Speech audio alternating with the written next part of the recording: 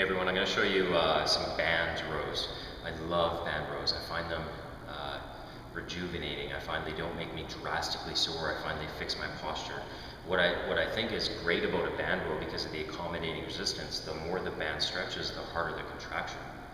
So if on a cable, what happens when you pull, if there's a really heavy weight here, we tend to pull from the hands, the forearms, the biceps, rear delt, and then maybe finally a person would squeeze their lat and their back.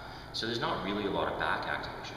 What happens on a band, because there's less resistance in the arm stretch position, because the band is shortened, I don't need to squeeze. Therefore, I can really focus on that retraction before I squeeze when that band, and it requires me to use my arm, it requires me to do all that. But first off, what I need to do is show you how I'm going to attach this to a wall, okay? So I have special attachments, not everybody has them, I'll show you that. So you're gonna take a door jamb stop piece, okay? They're cheap, you can go buy them really easy. High, medium, and low, I'm gonna show you all three positions. So high position, I'm just gonna slap this over the door, okay? I'm gonna close the door, okay? Nothing fancy. If it's a door where somebody might come through, you might wanna hang a post-it note on the other side saying, hey, don't open the door. I'm gonna clip my band onto it. Okay.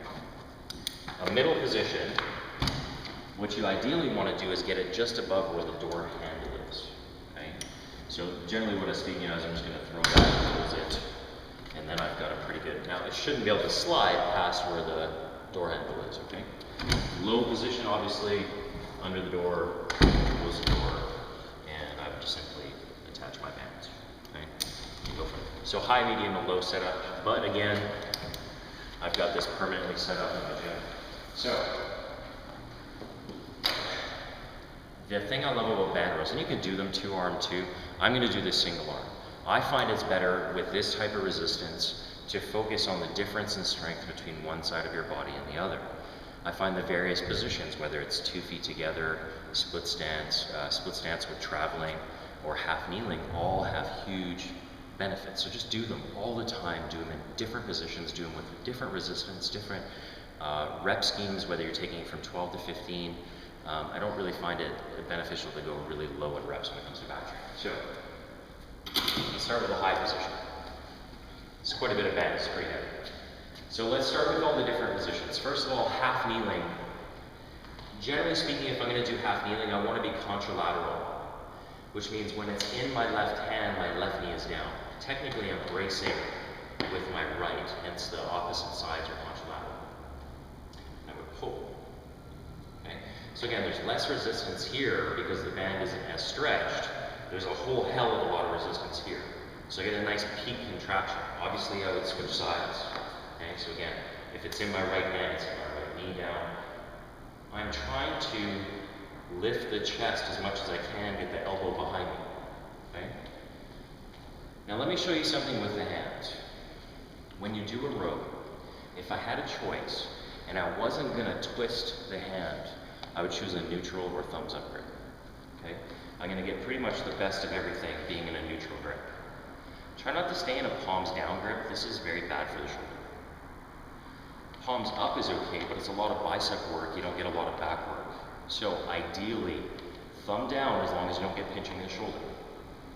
To palms up, thumb down to palms up. It's very natural to corkscrew the shoulder into itself. It feels a lot stronger. So when in doubt, twist. Okay? Now that was contralateral or kneeling. I could go split stance. I like split stance.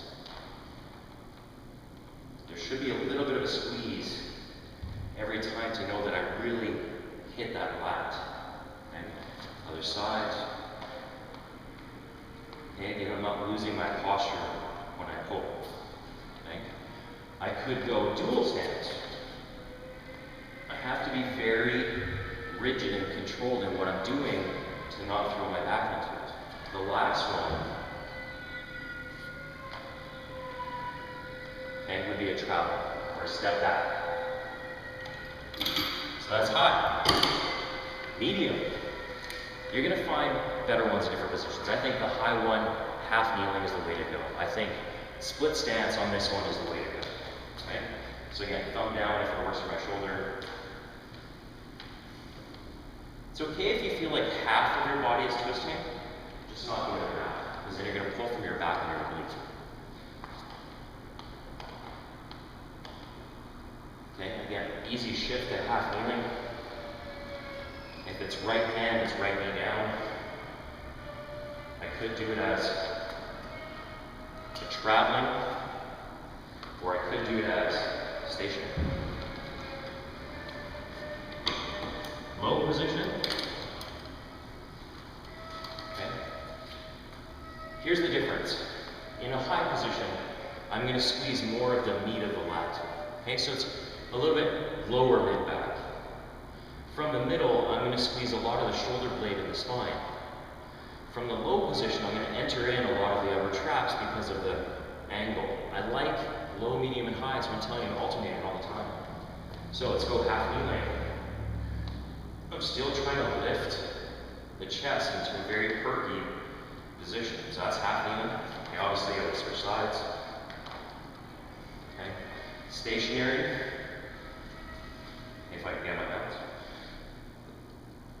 Okay, it's a bigger challenge because it's wanting to tip me over.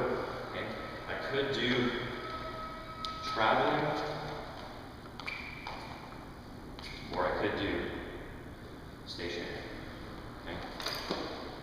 Point is, always do band rows. They feel fantastic. You're going to even out the strength differences in your shoulders, and you're going to learn a lot about how things feel when you're actually training your back, because everything's all over the place. Bands are a little chaotic. They have accommodating resistance. I'm not saying don't do cables. Do cables. Do body weight stuff. But band rows, love band rows. Give them a try. Any questions, throw them in the comments.